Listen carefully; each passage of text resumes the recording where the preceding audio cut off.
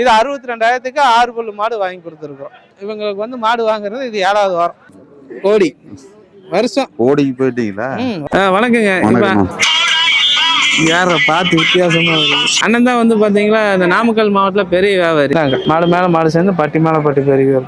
வணக்கமுங்க, என் பேர் ஈரோடு மணிகண்டனுங்க. நம்ம ஈரோடு கருங்கல்பாளையம் மாட்டு சந்தையில் இருக்கிறோம்.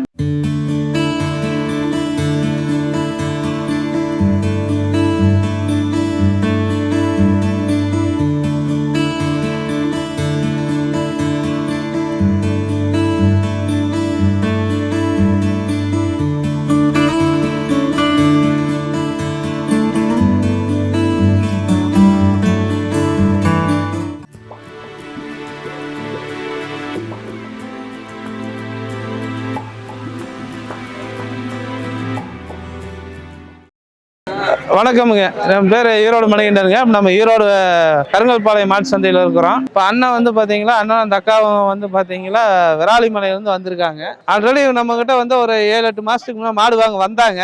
நம்ம இந்த வாரம் வேண்டாம் அடுத்த வாரம் வாங்கன்னு சொன்னோம். ஆனால் அவங்க வந்து வெளியே வாங்கி கொஞ்சம் 2 மாடு ஏமாந்துட்டாங்க. திரும்பி காசு சேர்த்து நம்மக்கிட்ட பணம் வந்து ஒரு 60,000 அக்கௌண்ட்டில் நம்ம கிட்ட போட்டாங்க. ஒரு 5 வாரமாக நம்ம அவங்களுக்கு மாடு வாங்கி தரல. சரி, ஆல்ரெடி 2 பக்கம் ஏமாந்துட்டாங்கன்னு சொல்லி 5 வாரமாக வாங்கி தரல. இப்போ 6வது வாரம் இவரையும் போன வாரம் வர சொன்னோம். போன வாரம் வந்து பார்த்தாரு, மாடு இவருக்கு அமையல. போன வாரம் பணத்தை நம்ம 60,000 பணம் கொடுத்துட்டோம். இன்னைக்கு வந்து இந்த வாரம் வந்தாங்க, வெளியெல்லாம் சுற்றி பார்த்து இந்த வாரம் வந்தாங்க. இந்த வாரம் வந்து இந்த மாடு வாங்கியிருக்கோம். இளங்கன்று மாடு நேற்று தான் கன்று போட்டிருக்கு. பால் எல்லாம் கறந்தாச்சு.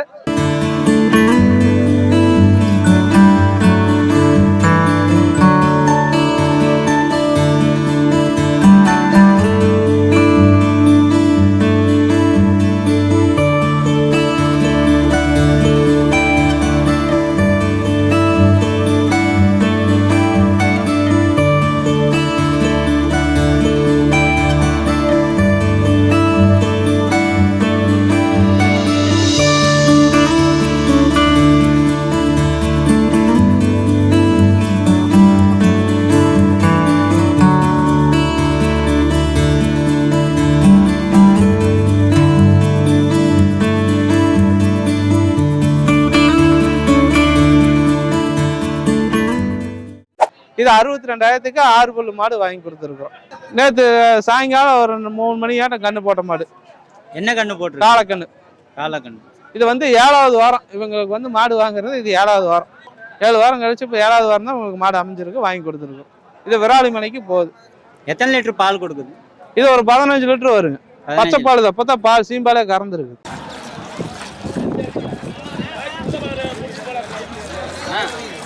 நன்றிங்க. நன்றிங்க.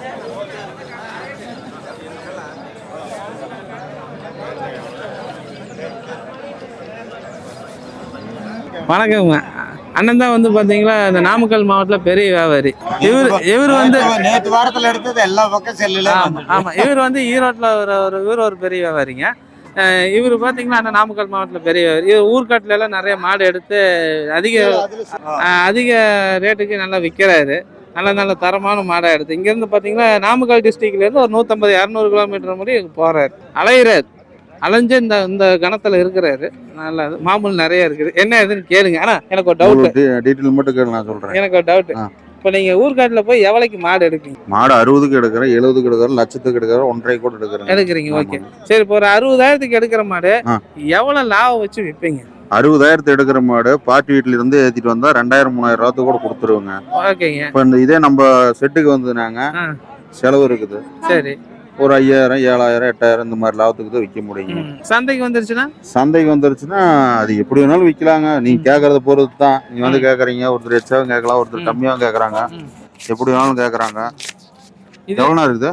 14,000 மீதி 50,000 பாக்கி. போன்பே நம்பர் கொடுத்துரு. இல்ல அங்க சரி. எருமை அங்க மேச்சேரி எருமை. நீ நம்பர் வச்சுக்கணும். சொல்லுங்க. பாத்தீங்களா, எருமை 10 2 செகண்ட் இப்படி கை மாத்தி அப்படி கை மாத்தி கொடுத்துட்டாரு லாபத்துக்கு. அதுதான் வியாபாரங்க. சொல்லுங்க, உங்க அனுபவத்தை சொல்லுங்க. நாங்களும் கொஞ்சம் என்னோட அனுபவம் என்னங்கன்னா ஒரு 15 வருஷத்து அனுபவம் தான் இருக்கு. அதான் 5 வருஷம் ஒரு 5 லட்சம் 5 கோடி சம்பாதிச்சிருப்பீங்க. 5 கோடி எல்லாம் சம்பாதிக்க முடியாது. ஏதாவது வருஷம் ஒரு 2 ரூபா ஒரு 1.5 அப்படி சம்பாதிக்கலாம். கோடி வருஷம் கோடிக்கு போயிட்டீங்களா? வருஷம் நம்மள 1,50,000 கொண்டுட்டு 2 போயிருவீங்க லட்சம் இன்னைக்கு. சரிங்க. இந்த கொரோனா டைம்ல வந்து அதிக வருமானம் வந்து மாட்டு வியாபாரிகளை சம்பாரிச்சாங்க ஆ. அப்படின்னு சொன்னாங்க. அது உண்மைங்களா? அது எப்படின்னு தெரியல. நான் வீட்டை விட்டு வெளியே இல்ல வர்றீங்களா? நீங்க எங்கேயோ லோட ஏத்துனீங்கன்னு கேள்விப்பட்டேன். ஒரு வாரம் 10 லோடு ஏற்றி கேரளாக்கு அனுப்பிச்சிங்கன்னு கேள்விப்பட்டேன். இல்லை, நான் வீட்டை விட்டு வெளியே வரலைங்க. ஆனால் இப்போ கண்ணுக்குட்டி சின்னதில் 10 ரூபா 5 ரூபாயில் வாங்கினா நம்ம நல்லதானா, இல்லை பெரிய கண்ணுக்குட்டி வாங்கினா இதானா? இப்போ நம்ம சின்னது வாங்கினோம்னா ஒரு சின்ன கண்ணுக்குட்டி ஒரு 10 ரூபா 5 ரூபா 20 ரூபாயில வாங்குறோம்னா ஆல்ரெடி ஒரு கட்டுத்தாரையிலோ ஒரு பண்ணையிலையோ சரியான பால் கொடுத்துருப்பாங்க. சில பேர் பால் கொடுக்காம வச்சு தான் வெளியே தள்ளுவாங்க. இது வேண்டாம் அப்படிங்கிறவே தள்ளுவாங்க. நம்ம அது ஆல்ரெடி மாசம் அதிகமாக இருக்கும், வளர்ச்சி கம்மியாக இருக்கும். அதை கொண்டு வந்து நாம் தீனியை கொடுத்து வளர்த்தி ஒரு சென பருவம் முடிவு கொண்டு வந்து ஊசி போட்டு என்ன பண்ணாலும் அந்த அந்த கண்ணுக்குட்டி அதுக்கு தகுந்த இது ஆகாது. அந்த வருஷங்கள் அதிகமாகும். ஒரு 2 வருஷம் 2.5 வருஷம்ங்கிற மாதிரி ஆகும். அது வந்து நம்ம கரெக்டாக இது பண்ண முடியாது. அதுக்கு வந்து நம்ம ஒரு 10 ரூபா 20 ரூபா வச்சு போனால் ஒரு 30,000 35,000 அப்படிங்கிற பட்ஜெட்டில் 40,000 ரூபா முடியும். இன்னைக்கு கண்ணுக்குட்டி 70,000 ரூபா முடியும் இருக்குது. 40,000 ரூபா முடியும் ஒரு 30 to 40 ரூபாய்க்குள்ள 35 37 அப்படி முன்ன பண்ண அதில் நல்ல சென ஊசி வைக்கிற மாதிரி நல்ல 2 பல்லு போடாத சைஸ் நல்ல சைஸ் பார்த்து நம்ம தரத்தை பார்க்கலாம். ஒரு ஒரு ஒரு 20 பொருட்கள் இருக்குன்னா அந்த கண்ணு சூப்பராக இருக்குது, இந்த கண்ணு சூப்பராக இருக்குது. நம்ம கண்ணுக்குட்டியில் பார்க்க முடியாது, அது எப்படி வரும்னு தெரியாது. வளர்ந்ததை பார்க்கலாம். வளர்ந்ததை பார்த்து குவாலிட்டியான கண்ணு எடுத்து வாங்கிட்டு போனால் அதே மாதத்தில் ஊசி போடுறோம். ஒரு 8 மாதம் 9 மாதத்தில் நீங்கள் பால் கறக்க வச்சா சரி, இல்லை 8 மாதம் 9 மாதத்தில் விற்றீங்களா, நல்லா பராமரிப்பு பண்ணிங்கன்னா இன்றைக்கி நான் 35 ரூபா 40 ரூபாய்க்கு போனால் அன்றைக்கி இன்னும் ஒரு வருஷம் கழிச்சு மாட்டு வேலை எங்கேயோ போகும்போது அது சர்வசமயம் 80 90 ரூபா லட்ச ரூபா முடியும் கூட போகிறக்கு வாய்ப்பு. ஒரே 10 மாதத்தில் பலன். அந்த 10 ரூபா 20 ரூபா கம்மி பார்த்துக்கிட்டு நம்ம ஒரு சின்ன கண்ணு புரோட்டையாட்டம் பிடிச்சிட்டு வந்து அதுக்கு பூச்சி மாத்திரையை கொடுத்து தெப்பேற்றி வளர்த்தி 2 வருஷம் 2.5 வருஷம் வளர்த்தி அப்புறம் சென ஊசி போட்டு அப்புறம் மாடாகி விற்க மேலே அங்கே 40 ரூபா 50 ரூபாய்க்கு தான் போகும். அதே பெரிய விஷயம்.